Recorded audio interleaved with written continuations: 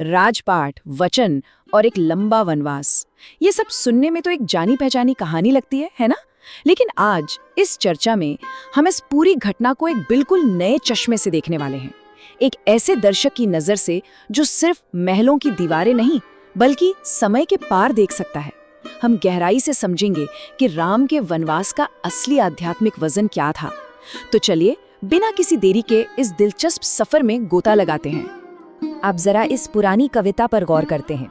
एक ही डाल पर दो पक्षी बैठे हैं। एक मीठे फल मजे से खा रहा है और दूसरा बस उसे थोड़ी उदासी से देख रहा है।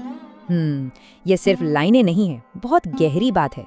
असल में हम अक्सर उस पहले पक्षी की तरह होते हैं, दुनिया के आकर्षणों और क्षणिक मजे में पूरी तरह खोए हुए। पर आज के इस विश्लेषण में हम वो दूसरा पक्षी बनेंगे, एक प्राचीन कहानीकार की तरह जो बस खामोशी से दूर बैठकर जीवन के इस भ्रम और सच्चाई की जद्दोजहद को देखता है। और इसी जद्दोजहद की शुरुआत होती है ब्रह्म और साम्राज्य के टकराव से। कहानी हमें ले जाती है महर्षि भारद्वाज के आश्रम में। भरत अपनी पूरी विशाल सेना लेकर राम को मनाने अयोध्या से निकले हैं। भरत को बड़ी चिंता थी कि इतनी बड़ी सेना इस छोटे से शांत आश्रम को तहस नहस न कर दे।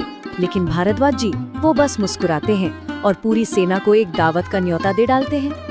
अब देखिए होता क्या है। महर्षि के बुलावे पर सीधे स्वर्ग के वास्तुकार विश्वकर्मा जी प्रकट हो जाते हैं और रातों रात, सच में रातों रात, मूंगे यानी कोरल के पेड़ उगाते हैं। नदियों में पानी नहीं बल्कि दूध और मदिरा बहने लगती है। कोसल की सेना तो मानो स्वर्ग में पहुंच गई। पूरी रात अप्सराओं का नृत्य, दिव्य संगीत, सब कुछ एकदम बेमिसाल। लेकिन सुबह होते ही सब गायब। वो सोने के प्याले, वो सजावट, कुछ नहीं बचा, बस बिखरे हुए फूल रह गए। और ये बहुत ही शानदार तरीके से दिखाता है कि हमारे सांसारिक सुख कितने क्षणभंगुर है। जो आज है कल बस गायब। इस जादू का असर सेना पर इतना तगड़ा था कि सैनिक आपस में कहने लगे, हम तो स्वर्ग में हैं, अब यहाँ से पीछे क्यों जाएं, आगे भी क्यों बढ़े, बस यहीं रुक जाते हैं। सोचिए इंसान कितनी जल्दी इन अस्थायी सुखों का गुलाम बन जाता है। एक ही रात की दावत ने उन्हें अपना असली कर्तव्य, अपनी यात्रा का मकसद सब भुला दिया। और यही बात राम के उस तपस्वी और कठिन रास्ते को और भी ज्यादा महान बनाती है, जिसे उन्होंने खुद अपनी मर्जी से चुना था।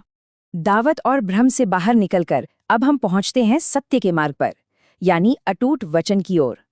ये वो मोड़ है जहां कहानी में असली वैचारिक टक्कर होती है। भरत और उनकी सेना आखिरकार उस बेहद खूबसूरत चित्रकूट पर्वत पर पहुंच ही जाते हैं जहां राम रह रहे हैं। तो चलिए इसकी गहराई में उतरते हैं और इस अद्भुत बहस को समझते हैं। एक तरफ है भरत, वो परिवार और राजपाट के कर्तव्य की दुहाई दे रहे हैं। उनका तर्क है कि राम के बिना अयोध्या बिल्कुल उस लावारिस जहाज की तरह है जिसका कोई नाविक ही नहीं है, बस डूबने ही वाला है। और दूसरी तरफ है राम, वो अपने दिए गए वचन पर चट्टान की तरह अडिग है।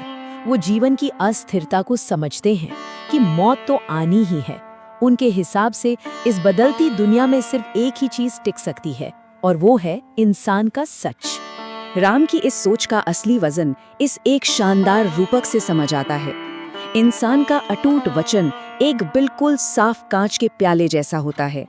अगर वो एक बार टूट गया ना, तो फिर दुनिया की कोई भी कला, कोई भी कारीगरी उसे वापस वैसा नहीं बना सकती। राम के लिए किसी राज्य की बदलती जरूरतों से कहीं ज्यादा भारी है एक वचन की कीमत। महल गिर सकते हैं, दोबारा बन सकते हैं, लेकिन टूटा हुआ चरित्र वो कभी पहले जैसा नहीं जुड़ता। राम समय और इस जिंदगी को बहुत अलग नजरिए से देखते हैं। वो कहते हैं कि जिंदगी एक नदी की तरह है जो बस बही जा रही है, वो पानी कभी लौट कर नहीं आता। हमारा पूरा वजूद तो बस आसमान में चमकने वाली बिजली जैसा है, एक पल के लिए चमकी और फिर अंधेरा। जिंदगी सूर्यास्त के रंगों की तरह खूबसूरत जरूर है, लेकिन सिर्फ थोड़ी देर के लिए। तो राम की सीधी सी बात यह है कि जब सब कुछ इतना अस्थायी है, तो इसके लिए अपने किसी पक्के वचन को तोड़ना सबसे बड़ी बेवकूफी है। अब जब ये बात साफ हो गई कि राम तो वापस लौटने वाले नहीं हैं, तो इस खाली सिंहासन का क्या होगा? खैर, इस गंभीर बहस का जो हल निकलता है वो सच में अकल्पनीय था। अयोध्या के उस शाही सिंहासन पर अब कोई इंसान बैठने ही नहीं वाला था।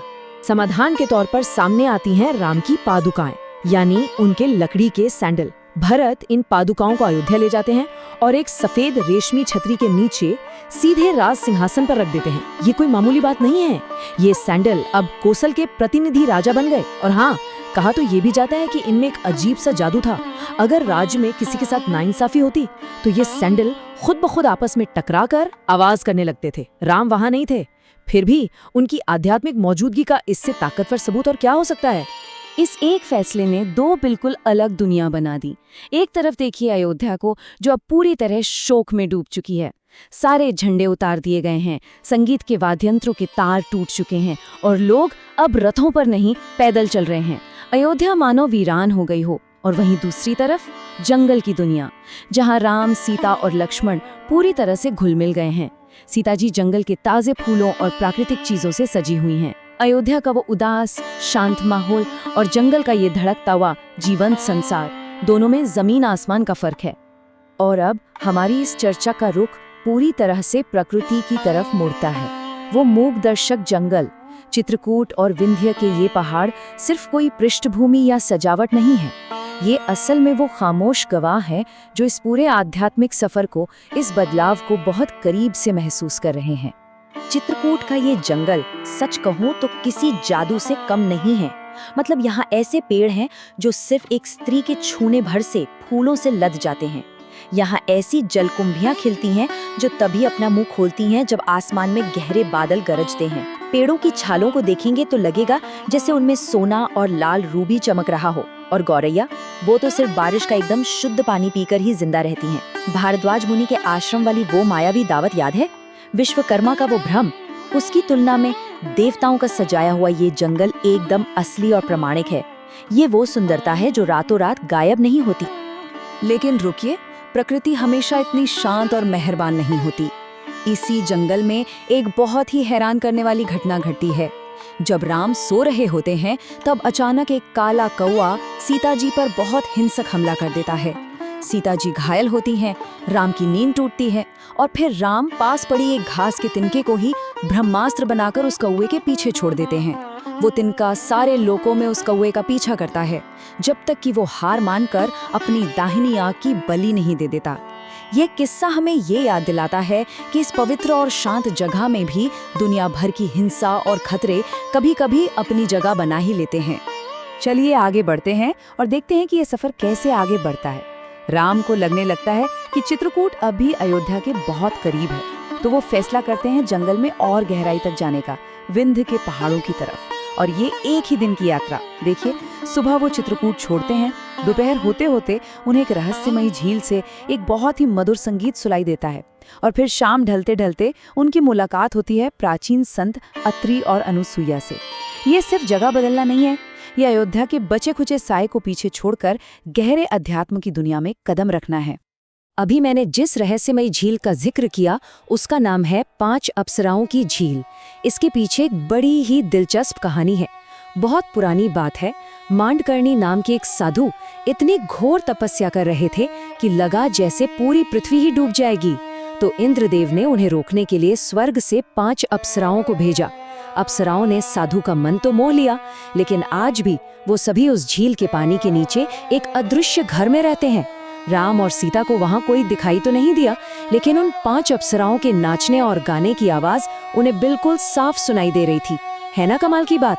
जंगल ऐसी ही चमत्कारी कहानियों से बुना हुआ है। और फिर शाम को उनकी मुलाकात अत्रि मुनि और उनकी ज्ञानी पत्नी अनुसुईया से होती है। अनुसुईया बहुत ही प्राचीन और सिद्ध हैं और वो सीता जी को कुछ ऐसे उपहार देती हैं जो सच में बेजोड़ हैं। क्या क्या?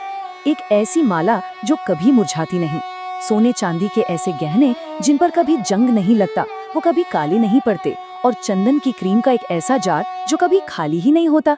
जरा सोचिए, राम ने कहा था ना कि जिंदगी बिजली की चमक की तरह है, सब कुछ मिट जाने वाला है। लेकिन अनुसुईया के ये जादुई उपहार उस नियम से बिल्कुल बाहर हैं। ये समय की मार से परे हैं और उस शाश्वत सुंदरता को दिखाते हैं जो कभी खत्म नहीं होती।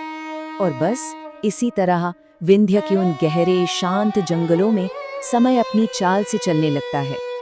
पहले साल वो अंदरूनी जंगलों में आते हैं और फिर अगले 13 सालों तक वो हर कुछ महीनों में अपनी कुटिया बदलते हैं। नए पेड़, नई नदियां, नए ठिकाने। वो कभी भी प्रकृति को अपने हिसाब से ढालने या जीतने की कोशिश नहीं करते, बल्कि वो खुद प्रकृति के सांचे में एकदम फिट हो जाते हैं। और यूं ही खामोशी और शांति के बीच वनवास के 13 साल बीत जाते हैं और आ जाता है 14वें साल का वो आखिरी वसंत। तो इस पूरे सफर को इतने करीब से देखने के बाद एक बहुत ही गहरा सवाल उभर कर सामने आता है। अगर ये जीवन सच में आसमान में चमकने वाली बिजली की तरह ही अस्थिर और पल भर का है, तो फिर वो कौन सा वचन है, वो कैसी कसम है जो एक आत्मा को पूरे 14 सालों तक एक ही जगह मजबूती से बांध कर रख सकती है? ये सोचने वाली बात है ना? ये वनवास सिर्फ घर से दूर रहना नहीं था, ये इस बात का सबूत था कि असली ताकत उस पल भर के भ्रम में खो जाने में नहीं है, बल्कि अपने सत्य पर डटे रहने में है।